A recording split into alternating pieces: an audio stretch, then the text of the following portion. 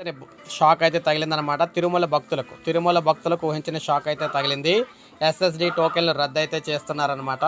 So ఇప్పుడే మనం చూసుకున్నట్లయితే వేసవి సెలవుల నేపథ్యంలో తిరుమలకు పోటెత్తే భక్తులు రద్దీ దృష్ట్యా టీటీడీ ముందస్తు ప్రణాళికలు సిద్ధం చేస్తుంది.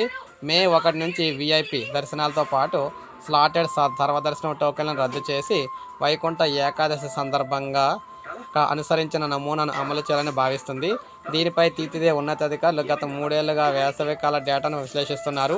3 ఏళ్ల గణాంకాల ప్రకారం మే, జూన్, జూలై నెలల్లో ప్రతి నెల సగటున 23-24 లక్షల మంది భక్తులు శ్రీవారిని దర్శించుకుంటున్నారు.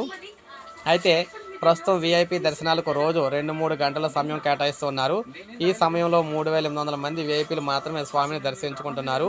ఈ 3 గంటల సమయాన్ని సామాన్యులకు కేటాయిస్తే ఏకంగా 15,000 మందికి దర్శన భాగ్యం కలుగుతుందని అంచనా వేస్తున్నారు.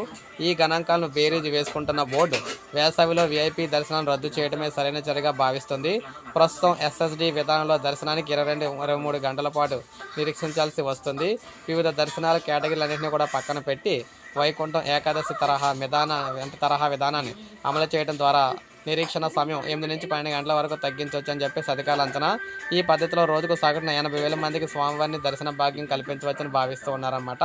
సో ఈ విధంగా వీఐపీ దర్శనాలు అదేవిధంగా ఎస్ఎస్డి టోకెన్ రెండు కూడా రద్దు చేయాలని చెప్పేసి భావిస్తున్నారు మే 1 నుంచి. సో ఇది మనకు అప్డేట్. ఒక లైక్ చేయండి, సబ్స్క్రైబ్ చేసుకోండి, మన ఛానల్ సబ్స్క్రైబ్ చేసుకోండి.